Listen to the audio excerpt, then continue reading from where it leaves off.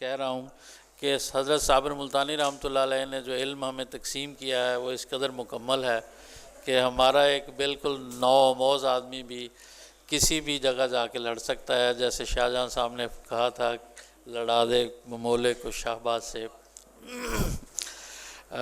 ہم آج کے اس پروگرام میں خاص مقصد صرف اس پروگرام کا استاد صاحب کے نظریات کی ترویج، ان کے مشن کو آگے بڑھانا، ان کو بطور ایک طبی سائنسدان پاکستان میں دنیا بھر میں ماننا۔ اس وقت آپ یقین کریں، آپ سب اسی فیلڈ سے ہیں، شاید 80-85% بلکہ اس سے بھی زیادہ 90% دواخانوں پہ صابر صاحب کی تعلیمات سے فیض حاصل کیا جا رہا ہے۔ کوئی نام لے کے کرتا ہے، ہماری طرح احسان مند ہوتا ہے، تذکرہ کرتا ہے، اسلامی سائنسدان جی، تو بہت سارے جو ہیں وہ نام بدل کے بھی کرتے ہیں، چھپا کے بھی کرتے ہیں۔ جو چھپا کے بھی کریں کوئی مسئلہ نہیں ہے اس میں، لیکن استفادہ تو کر رہے ہوتے ہیں۔ میرے کہنے کا مطلب ہے کہ اور کچھ کسی کو تشخیص اگر نہیں بھی آتی نا، تو تشخیص کے لیے ہمارے اتنے کامل اساتذہ موجود ہیں کہ ہم واٹس ایپ پہ تشخیص کر دیا کرتے ہیں، اور پھر دوائیں بہرحال موجود ہیں۔ نسخہ جات میں فارماکوپیا کی طرف آنا چاہ رہا تھا کہ استاد صاحب کا جو فارماکوپیا ہے، آپ تشخیص پہ کوئی عبور حاصل نہیں بھی کر سکے، لیکن اگر آپ کو کسی اور نے بھی تشخیص کر کے دے دی ہے تو وہ فارماکوپیا اس قدر مکمل سائنٹیفک ہے کہ اس کو آپ کہیں بھی استعمال کر لیں۔ اور اس وقت میں بلا مبالغہ کہہ سکتا ہوں کہ 100% کے قریب دواخانوں پہ استاد صاحب کا کوئی نہ کوئی ایک نسخہ، وہ چاہے ہمدرد ہے، چاہے کرشی ہے، اشرف ہے، وہ سب جو ہیں وہاں پہ جو ہے ان کا کوئی نہ کوئی نسخہ کسی اور نام سے استعمال ہو رہا ہے۔ ہمیں اس سے غرض نہیں ہے، استفادہ کے لیے چیز تھی، ہم نے حاصل کی۔ ہم ان کی احسان مندی کے ساتھ ان کا تذکرہ کرتے ہیں، جو نہیں کرتے ان کا بخل اپنی جگہ کی قائم رہے، اس سے کوئی فرق نہیں پڑتا۔ اچھائی ہمیشہ اچھائی ہوتی ہے اور اس کا نتیجہ بھی ہمیشہ اچھا ہی نکلتا ہے۔ میں محترم میرے بھائی ہیں چھوٹے حکیم ثناء اللہ حلاج صاحب، حلاج نہیں سادہ ہی ہے، شیخو پوری صاحب، میں درخواست کروں گا بس حاضری لگوا لیں اپنی، کیونکہ ابھی ہمارے مین مقررین جو ہے وہ موجود ہیں۔ فیاض چوہان صاحب موجود ہیں، میرے محترم حکیم شبیر عمران صاحب اور حضرت تنبالوی صاحب کا بیان ابھی ہونا ہے، اور اصل کام جو اس میں ہونا ہے ایوارڈز کی تقسیم، اور ہم جو ریسرچ پیپر کے لیے جو تحریری مقابلہ اناؤنس کرنے ہیں وہ زیادہ دلچسپی کی بات ہے، اس پہ کیش انعامات بھی تذکرہ بتائیں گے پروفیسر صاحب آپ کو۔ میں درخواست کرتا ہوں ثناء اللہ سے۔ نحمدہ و نصلی علی رسول الکریم، اما بعد فاعوذ باللہ من الشیطان الرجیم، بسم اللہ الرحمن الرحیم۔ میں انتہائی شکر گزار اور ممنون ہوں طب صابر کونسل جناب حکیم خالد محمود ملتانی صاحب کا کہ آج انہوں نے مجھے اسٹیج پہ بولنے کا موقع دیا، اور میں اپنے اساتذہ کرام کو ان کا ہی دیے ہوئے علم سے، جو انہوں نے اپنے خزانے میں سے، ہم تو ذرہ ہیں یہ تو پہاڑ ہیں، ہم تو قطرہ ہیں یہ سمندر ہیں، اس میں سے آپ کے گوش گزار پیش کروں گا، اور پھر میں آپ کو یہاں پہ آمد پر دل کی اتھاہ گہرائیوں سے تمام اطباء کرام، اساتذہ کرام، حکمائے نابوار کو دل کی اتھاہ گہرائیوں سے خوش آمدید بھی کہتے ہیں، اور دوبارہ سے السلام علیکم ورحمۃ اللہ وبرکاتہ۔ محیط جو آج کا موضوع ہے وہ محیط طب ہے، یعنی طب کو زندہ کرنے والا، تو وہ حضور صابر ملتانی رحمۃ اللہ علیہ کی ذات اقدس بابرکت ہے۔ آج انہی ہی کی وجہ سے ہم یہاں پہ تشریف فرما ہے، اور انہی کا یہ فیض اور سرچشمہ ہے جس سے ہم گوتہ زن ہو کے لوگوں کو مستفید بھی کر رہے ہیں، اور اللہ ہماری اس علمی کاوش کی وجہ سے لوگوں کو شفا یابی بھی دے رہا ہے۔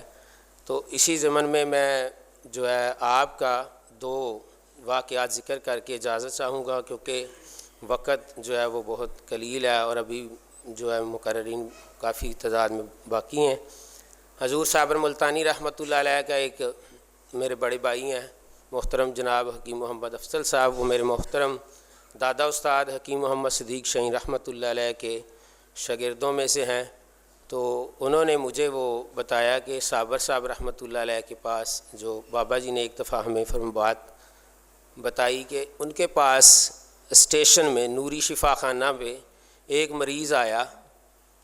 مریض جو تھا وہ اس کا سانس بالکل بند ہو رہا تھا، تو دو بندے اس کو دونوں بازوؤں سے پکڑ کے انہوں نے بٹھایا۔ تو صابر صاحب نے جو اس کے لواحقین تھے، تو جو اس کے اٹینڈنٹ تھے، ان کو کہا کہ اس کو جو ہے نا وہ سامنے اچار کی ریڑھی ہے، وہاں سے سبز مرچ کا اچار لے آؤ۔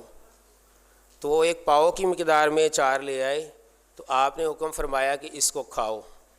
جیسے اس نے وہ اچار فرماتے ہیں کہ تقریباً آدھا کھایا تو اس کو قے کی کیفیت پیدا ہوگی۔ تو آپ نے فرمایا اس کو فوری باہر لے جاؤ۔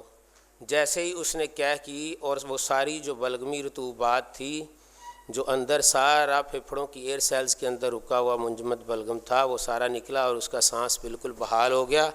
اور اس نے دوبارہ اس کے لواحقین نے یہ اصرار کیا کہ اس کو دوائی عنایت فرمائیں۔ تو آپ نے فرمایا کہ آج کے بعد اس کو یہ مسئلہ لاحق نہیں ہوگا، آج کے بعد یہ جو مرضی کھائے۔ ایک دوسرا آپ کا واقعہ کہ وہ ہمارے شیخ پورہ کی ایک شخصیت ہیں بزرگ، انہوں نے مجھے بتایا کہ ایک دفعہ جو ہے نا ہمارے بزرگ تھے، ضعیف العمر تھے، تو کہتے صابر صاحب بھی تقریباً ان کی آخری ایام کی بات سے کچھ سال پہلے کی بات ہے کہ ہم ان کا پیشاب بند تھا تو ہم ان کے پاس لے گئے۔ تو آپ نے فرمایا کہ سامنے سے جو ہے نا ابلے ہوئے انڈے لے آؤ۔ تو ہم فوری انڈے لے آئے، تو انہوں نے کہا بھائی اس کو کھاؤ۔ تو کہتے وہ 2-3 انڈے جب کھائے تو اس کو فوری پیشاب کی حاجت ہو گئی۔ تو آپ نے فرمایا اس کو جانے دو، اب پیشاب کرے۔ تو جب اس نے دوبارہ وہ گیا واش روم میں تو اس کو کھل کے پیشاب آیا، تو اس کی وہ طبیعت کا جو تزلزل تھا وہ ختم ہوا اور بالکل اس کی صحت جو ہے نا وہ بحال ہو گئی۔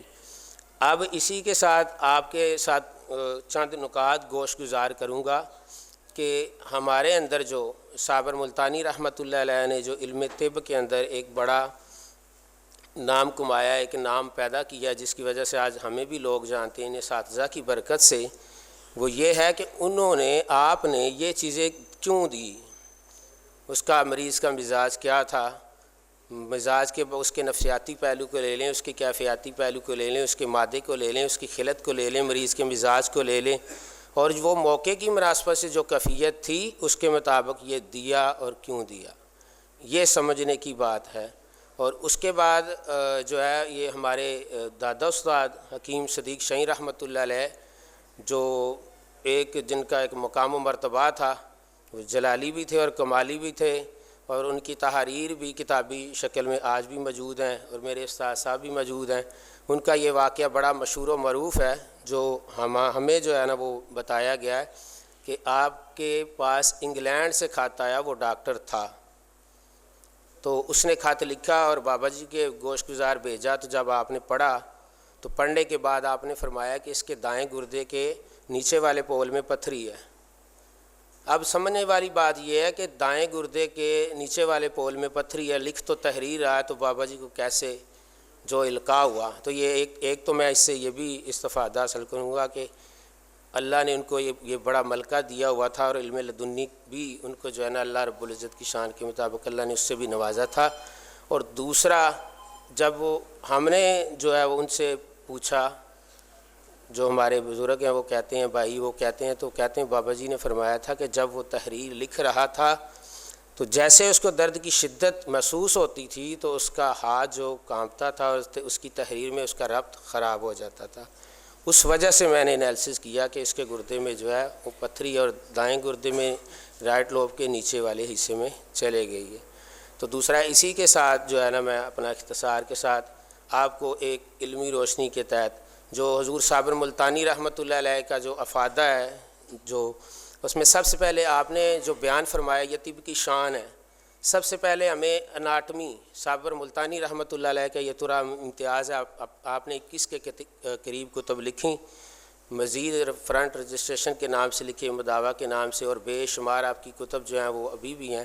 اس میں سب سے پہلے آپ نے اناٹمی کے حوالے سے بڑا لکھا ہے. آج بھی کتب اٹھائیں اس میں دیکھیں. اس میں ہمارے اندر بڑی کمزوریاں پائی جاتی ہیں اناٹمی کے حوالے سے. دوسرا آپ نے فزیالوجی کے حوالے سے لکھا ہے. یہ ایک میرا جو ہے نا آپ کے ساتھ درخواست ہے اور آپ کے ساتھ ایک چھوٹی سی عرض ہے کہ سب سے پہلے ہمیں بھی اناٹمی آنی چاہیے. ذاتی اناٹمی کے بارے میں ہمیں پوری مکمل معلومات ہونی چاہیے. جس طرح آغا صاحب فرما رہے ہیں ڈاکٹر کے ساتھ ڈیبیٹ کرنی ہے تو پتہ مجھے یہ نہ ہو کہ پتے کا سائز کتنا ہے، ٹھیک ہے، پتے میں بائل کی مقدار کتنی ہے، پتا ہے کہاں پہ ہے، پتے کی نالیاں کتنی ہیں، تو بات کروں تو پھر وہ بات سے بات بگڑ جاتی ہے. تو دوسرا فزیالوجی کے بارے میں کہ پتے کے افعال کیا ہیں. تیسرا جو حضور صابر ملتانی رحمۃ اللہ علیہ کا ترا امتیاز ہے جو آپ نے مبادیات طب لکھی ہے، وہ مکمل کلیات ہے. وہ مکمل کلیات ہے. طبیب کو پہلے اناٹمی آنی چاہیے، اس کے بعد فزیالوجی آنی چاہیے، اور اس کے بعد اس کو کلیات قانون کے بارے میں مکمل آگاہی ہونی چاہیے کہ علم ہے، علم کی ایک سطح ہے، اس کا مجھے پتہ نہ ہو تو یہ میرا قصور ہے، اساتذہ کا یا کتب کا یا اسلاف کا قصور نہیں ہے. چوتھے نمبر پہ جو آتا ہے، اس سے بھی جو اہم بات ہے وہ ہے خواص المفردات یا نباتات کے بارے میں علم الادویہ. جب آپ نے اناٹمی فزیالوجی کے بارے میں مکمل معلومات حاصل کر لی، اس کے بعد آپ کو کلیات بھی اچھی آتی ہیں. اس کے بعد آپ کو علم الادویہ کے بارے میں مکمل معلومات، جس طرح سونف ہے، اکابر اسلاف نے سونف کے بارے میں، جمہور اطباء کرام جو قدیم ہے، صابر صاحب رحمۃ اللہ علیہ نے اس کا مزاج صابی گدی لکھا ہے، لیکن ہری چند ملتانی اور کتاب المفردات حکیم مظفر سہیل صاحب، بستان الحکمت حکیم عبدالحکیم امین صاحب، دیگر جو اکابر ہیں انہوں نے اس کو گرم خشک لکھا ہے. تو خواص کے حوالے سے جو ہے نا سب نے ایک لکھا ہے. آخر پہ جو ہے سب سے اہم جو صابر صاحب کا ترا امتیاز یہ ہے وہ آپ نے لکھا ہے کہ جب آپ کو خواص المفردات کے بارے میں، علم الادویہ کے بارے میں مکمل آگاہی اور شناسائی حاصل ہوگی تو اس سے آپ مریض کا نسخہ تجویز کر سکتے ہیں. یہ آپ کی شان اور آپ کا ایک نظریے کا قیام جو تھا وہ یہ تھا. تو اسی ضمن میں یہ 2-3-4 لفظوں سے میں اجازت چاہوں گا اور شکر گزار ہوں جناب محترم خالد صاحب کا. ایک میں موٹی سی مثال دے کے آپ سے اجازت ہے. مثال ہے جس طرح ہم کہتے ہیں اعصابی عضلاتی گدی ہے، تو نبض کے حوالے سے کہیں گے آسان بات ہے کہ عضلاتی نبض جو ہے مشرف ہوگی مقام کے لحاظ سے، گدی متوسط ہوگی مقام کے لحاظ سے، اور اعصابی منخفض ہوگی مقام کے لحاظ سے. آگے مرکبات ہیں. اسی طرح آگے چلے جائیں، عورتوں کے حوالے سے چلے جائیں تو احتباس تمس ہوگا رطوبات کی کثرت کی بنا پہ، تسکین عضلات کی وجہ سے ہوگا. اسی طرح ہوگا دوسرا کثرت تمس ہوگا تحریک عضلات کی وجہ سے. اسی طرح جو آخری اس کا مراحل ہوتا ہے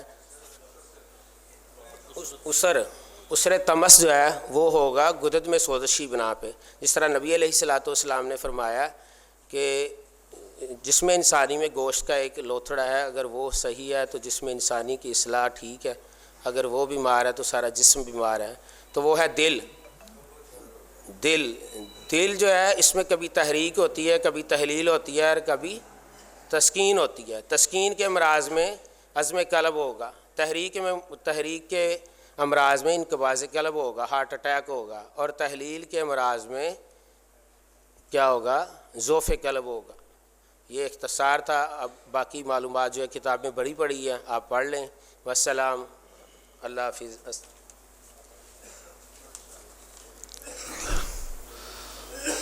بڑی مہربانی ہے جناب حکیم ثناء اللہ صاحب کی، انہوں نے جلدی سے اتنی مدلل اور جامع گفتگو کی ہے کہ کتاب مکمل پڑھی جائے تو بھی وہ سمجھنے مشکل ہو جاتا ہے.